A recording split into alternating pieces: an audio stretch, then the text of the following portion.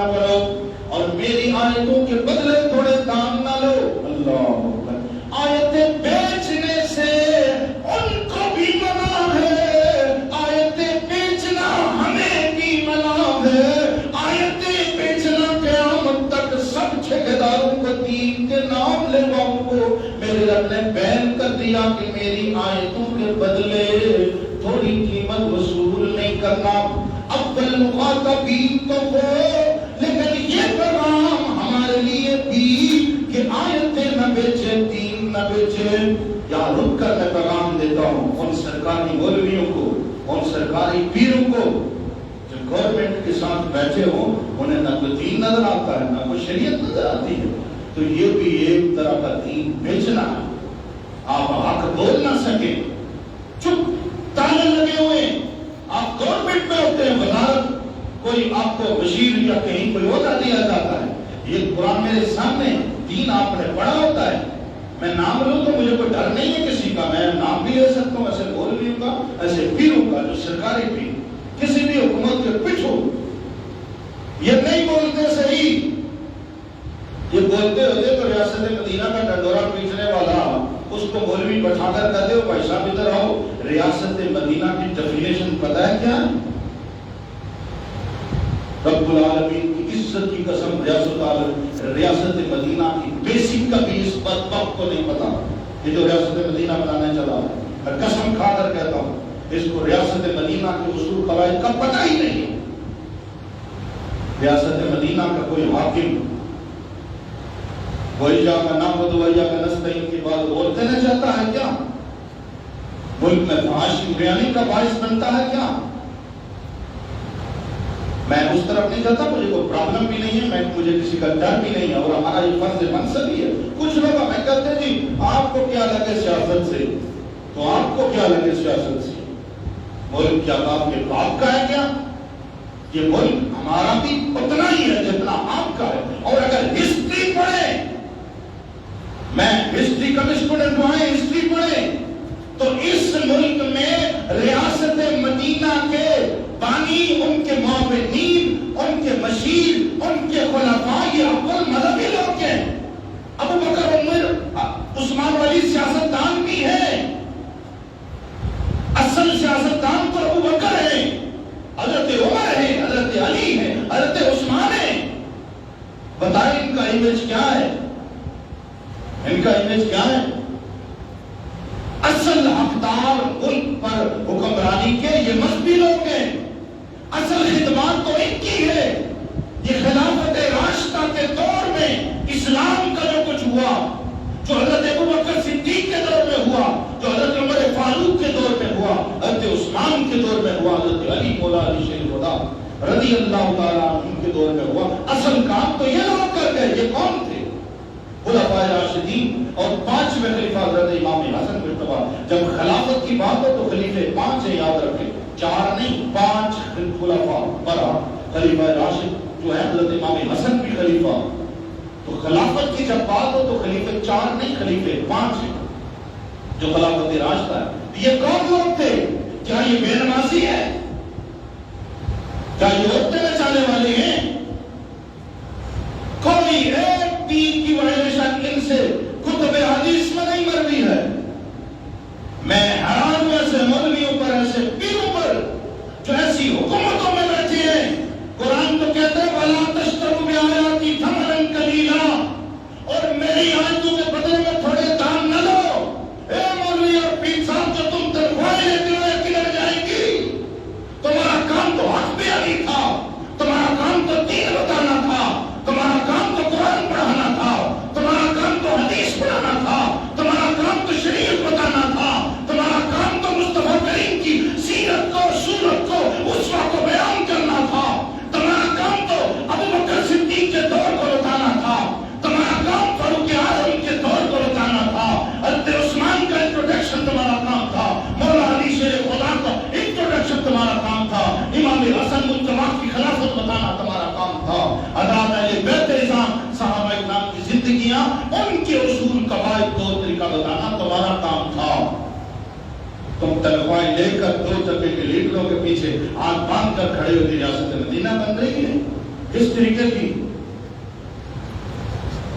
یہ بات یاد رکھیں، ہم بڑے نہیں ہو سکتے ممبر اور میراب کے ہم جو لوگ ہیں، ہم آپ کے وزیر اعظم کے بھی قائد ہیں، آپ کے آرمی چیف کے بھی مذہبی رہنما ہیں، آپ کے چیف جسٹس کے بھی ہم مذہبی رہنما ہیں، ہم ان لوگوں کی اصلاح کرنا ہمارا حق ہے۔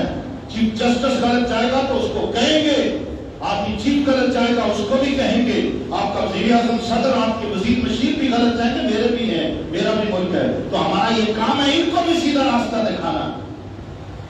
ہم دور لاتعلقی نہیں ہو سکتے، ہم بھی جواب دیں ہیں۔ ہم سے یہ نہیں پوچھا جائے کہ آپ نے 5 نمازیں پڑھائی تھی، پوری ڈیوٹی کی تھی نہیں کی، یہ تو ایک ڈیوٹی، یہ تو فرض ہے، سب نے پڑھنی ہے، پڑھانی ہے۔ پوچھا یہ بھی جائے گا کہ آپ نے اپنے دور میں باطل کا کس انداز سے مقابلہ کیا۔ ایک شخص آپ کے دور میں ریاست مدینہ کے جھوٹے دعوے کرتا رہا، آپ نے کیا کیا؟ قرآن مجید کی آیتیں پڑھ کر ان کی کچیاں اڑاتا رہا، آپ نے کیا کیا؟ میرے مصطفیٰ کے فرامین کو غلط استعمال کرتا رہا، آپ نے کیا کیا؟ ریاست مدینہ کے نام پر بے حدگی پھیلاتا رہا، آپ نے کیا کیا؟ کیا آیتیں بیچ کر آئے ہو، منہ بند کر کے آئے ہو، ایسی حکومتوں سے تنخواہیں لے کر آئے ہو، ان کے پچھو بن کر چمچے بن کے ان کے پیچھے پھرتے رہے ہو، تو جاؤ پھر وہ بھی جہنم میں، تم بھی جہنم جاؤ ساتھ۔ میں اللہ دلائل کی روشنی میں کہہ رہا ہوں، جو مولوی پیر باطل کے ساتھ کمپرومائز کر لے، یہ بچیں گے نہیں، یہ بھی سیدھے دوزخ جائیں گے، یہ بچیں گے نہیں۔ کس طریقے کا پورے ملک میں انتشار فتنہ فساد کی فضا قائم ہے، پیچھے ہاتھ باندھ کر ہر پارٹی کے اندر۔ آپ یاد رکھیں، میں میرا تعلق ہے، میں اس طرف نہیں جاتا انٹروڈکشن آپ کو کراؤں، تو میرا اپنا ٹھیک ٹھاک ایک نام ہے، مجھے ان کی کوئی پرواہ نہیں، اور تعلق واسطہ بھی ہے۔ میں کہتا ہوں، میں صرف یہاں نہیں، میں ہر اسٹیج پر سالوں سے کہتا ہوں، میں نے اسلام آباد میں بیٹھ کر بھی کہا ہے، کشمیر پاکستان میں مختلف جگہوں پر کہا ہے، بڑے حساس مقامات پر کہا ہے، یہ نہیں ہے کہ صرف یہاں کہتا ہوں، آپ کو بھی کہتا ہوں، آپ میرے مقتدی ہیں، میرے پیچھے نماز پڑھنے والے، شعور آپ کو کس نے دینا ہے؟ اگر میں آپ کا امام ہوں تو شعور میں نے دینا ہے، مجھ سے لے کے جائیں گے نا، کس کے پیچھے ہم نماز پڑھتے ہیں؟ کون ہماری نمازوں کا ضامن ہے؟ پیچھے امام کے اللہ اکبر کرتے ہیں، مجھ سے آپ نے لے کے جانا ہے نا، تو خدا کی قسم یہ نہیں بچیں گے۔ جو باطل کے ساتھ کمپرومائز کر لے، رب نہ اس کی تعریف دیکھتا ہے، نہ اس کا علم دیکھتا ہے، نہ اس کا تقویٰ دیکھتا ہے، نہ یہ دیکھتا ہے کتنا بڑا مولوی ہے، کتنا بڑا پیر ہے، اس کی کتنی کتنی بڑی ہے، اس کا مدرسہ کتنا بڑا ہے، اس کے اسٹوڈنٹ کتنے ہیں، اس کو نہیں دیکھتا۔ اگر تو حق کے ساتھ کھڑا ہے تو پھٹے پرانے کپڑوں والا بھی مصطفیٰ کا غلام، اس کا بیڑا پار ہے۔ اگر حق کے ساتھ نہیں کھڑا، بڑے سے بڑا عالم مولوی پیر بھی اگر باطل کے ساتھ کمپرومائز کر لے، یہ 2 نمبر لوگ ہیں، یہ سیدھے جہنم جائیں گے۔ نہیں بولتے، یہ قرآن نے کہا نا، آیتیں نہ بیچو، آیتیں نہیں بیچی۔ اور آگے ایک اور حکم بھی آیا ہے، اس کو میں ابھی وقت ہوا چاہتا ہے، آگے حکم کیا آیا اس کو بھی ابھی لے لیتے ہیں، آگے لے لیتے ہیں کہ وَلَا تَلْبِسُوا الْحَقَّ، یہ ساتھ ہی لے لیتے ہیں، وَلَا تَلْبِسُوا الْحَقَّ بِالْبَاطِلِ، اور حق سے باطل کو نہ ملاؤ، وَتَكْتُمُوا الْحَقَّ، اور دیدہ اور دانستہ حق نہ چھپاؤ۔ تو حکم یہاں بھی بیان ہوئے کہ حق کو باطل سے نہ ملاؤ، اور دیدہ اور دانستہ حق نہ چھپاؤ۔ یہ دونوں، یہ تیسرا پچھلے حکم، وَأَنْتُمْ تَعْلَمُونَ، اور تم جانتے ہو، یعنی دیدہ اور دانستہ حق نہ چھپاؤ، تم جان بوجھ کر بھی ہاتھ باندھ کر پیچھے کھڑے ہو گئے ریاست مدینہ، کس طریقے کی ریاست مدینہ؟ یاد رکھے، ظلم، بربریت، ناانصافی، بے حیائی، فحاشی، عریانی، گالی گلوچ، 2 نمبری، جھوٹ، فراڈ، دھوکہ، تجل، رشوت خوری، کرپشن، اس کا کوئی تعلق ریاست مدینہ سے نہیں ہے۔ اس ریاست مدینہ کیا اسلام کے ساتھ نہیں ہے؟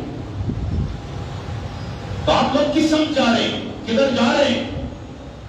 فساد کی اسلام میں کوئی گنجائش نہیں، کھل کر کہتا ہوں، فسادی چاہے میرا اپنا باپ بھی کیوں نہ ہو، اللہ تعالیٰ ان کے درجات بلند کرے، وہ مثال فرماتے ہیں۔ میں یہ کہہ رہا ہوں، اگر وہ بھی ہو تب بھی میرا یہی حکم ہوگا۔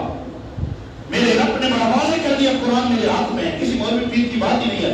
انما جزاء الذین یحاربون اللہ ورسولہ ورسولہ ویسعون فی الارض فسادا قرآن ہے، ان یقتلوا ویصلبوا تقطع ایدیہم وارجلہم من خلاف او ينفوا من الارض۔ فرمایا غلام جو اللہ تعالیٰ یحاربون اللہ و رسولہ، اللہ تعالیٰ اور اس کے رسول سے جنگ کرے یا زمین میں فساد پھیلاتے پھرے، ان کی صلاح یہ ہے کہ انہیں چن چن کر ان کے یعنی مفہوم یہ ہے انہیں قتل کیا جائے، پہلی صلاح، اور یسلبوا یا انہیں سولی دی جائے، دوسری صلاح، اور ینفوا من الارض یا انہیں ملک بنا کر دیا جائے، تیسری صلاح، یا ان کا ایک ہاتھ اور پاؤں خالصم سے کاٹے جائیں۔ یہ چاروں صلاح قرآن میں میرے سامنے، اس کے بعد بھی کسی فساد کی گنجائش رہتی ہے؟ اسی لیے میں آپ کو پیغام دیتا ہوں میرے پیچھے نمازیں پڑھنے والوں، کسی قسم کے فساد کا حصہ مت بنے، ایسے پر لعنت پہ جو اسلام ملک و قوم کا دشمن ہے۔ فسادیوں کو رب کبھی معاف نہیں کرتا، یاد رکھیں، ظالموں کو رب معاف نہیں کرتا۔ فسادیوں کی یہاں بھی پکڑ ہوتی ہے، آگے بھی پکڑ ہوتی ہے، ظالموں کو یہاں بھی پکڑتا ہے، آگے بھی پکڑتا ہے، چونکہ وقت ہوا چاہتا ہے۔ اللہ تعالیٰ ہمیں بچائے، اسلام ملک و قوم کی سچی، اللہ تعالیٰ کی سچی محمود رضا